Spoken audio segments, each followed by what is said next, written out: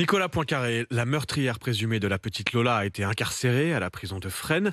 De nationalité algérienne, elle faisait l'objet de ce qu'on appelle une OQTF, une obligation de quitter le territoire français. Mais cette obligation, comme souvent, n'avait pas été exécutée. Oui, alors c'est donc une jeune femme qui se prénomme Dabia, qui a 24 ans, qui est arrivée en France en 2016 avec un visa d'étudiant.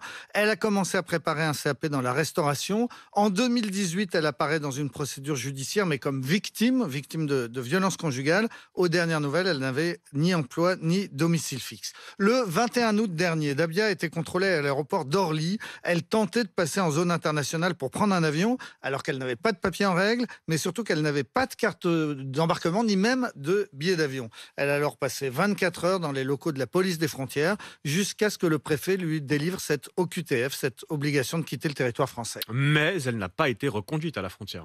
Non, et il n'y avait pas de raison qu'il en fût autrement. C'est en tout cas ce qu'a dit le garde des Sceaux, Éric Dupond-Moretti, hier à l'Assemblée devant les députés. Pourquoi ? Eh bien parce qu'il existe deux types d'OQTF. L'obligation de quitter le territoire sans délai, c'est-à-dire dans les 48 heures, qui peut être suivie d'une mesure d'expulsion. Ça concerne les personnes sans papier et qui ont créé un trouble à l'ordre public, commis par exemple un acte de délinquance. Et puis, il y a le deuxième type d'OQTF, l'obligation de quitter le territoire sous 30 jours. Et c'est celle-là qui a été notifiée à Dabia B, qui n'avait pas d'antécédents et qui n'avait pas commis d'autres délits en dehors du fait d'être en France illégalement. La jeune Algérienne avait donc théoriquement 30 jours jusqu'au 21 septembre pour quitter le pays par ses propres moyens et à ses frais. Rien n'a été fait pour vérifier qu'elle quitte effectivement la France. Pourquoi ? Eh bien parce que c'est comme ça. On peut le regretter, mais par manque de moyens, il n'y a aucun contrôle sur les personnes qui ont reçu ces OQTF sous 30 jours.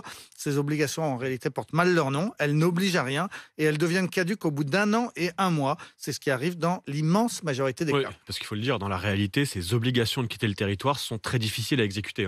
Oui, même celles qui sont délivrées sans délai et qui donc théoriquement devraient déboucher sur des expulsions dans les 48 heures, parce qu'il faut pouvoir placer la personne interpellée dans un centre de rétention, et ces centres sont généralement pleins, on ne dispose que de moins de 2000 places en France. Ensuite, il faut obtenir l'accord du pays d'origine de la personne qu'on veut expulser, les fameux laissez-passer consulaires que les pays d'Afrique et du Maghreb ne délivrent qu'au compte-gouttes. La question a fait l'objet d'un bras de fer, vous vous souvenez, entre Paris et Alger. La France a même réduit le nombre des visas accordés, mais en réalité, ce conflit n'est toujours pas réglé. L'Algérie, comme le Maroc, refuse toujours les vols groupés, c'est-à-dire les vols militaires pour expulser un certain nombre de clandestins en une seule fois. La Tunisie n'accepte qu'un maximum de 5 retours de Tunisiens par semaine. Puis il y a d'autres pays comme le Mali qui refusent systématiquement d'accueillir ces ressortissants expulsés de France. Et puis les expulsés eux-mêmes peuvent s'opposer à leur propre expulsion. Alors oui, ils peuvent faire d'abord un recours en France et puis si ce recours est rejeté, à ce moment-là, au dernier moment, ils peuvent refuser de monter dans l'avion ou bien refuser de faire le test PCR qui est exigé par leur pays.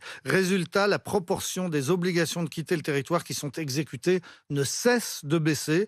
Selon un rapport du Sénat, sur les 6 premiers mois de l'année 2021, ce sont les derniers chiffres disponibles, le taux d'exécution n'est que de 5,5%. On était à 7% en 2020, on était à 22% il y a 10 ans, en 2012. En fait, donc ce taux d'exécution est en baisse constante depuis 10 ans. Et rappelons, Nicolas, que ce n'est pas la première fois que la non-exécution d'une OQTF fait polémique. Non, en août 2017, un Tunisien avait assassiné au couteau 2 cousines germaines devant la gare Saint-Charles à Marseille. On avait appris ensuite qu'il venait d'être arrêté pour un vol, mais qu'il avait été libéré la veille parce que personne à la préfecture du Rhône n'était disponible un dimanche pour signer son placement en centre de rétention. Il avait donc été relâché et à l'époque, le préfet du Rhône avait été sanctionné, il avait dû démissionner. Merci.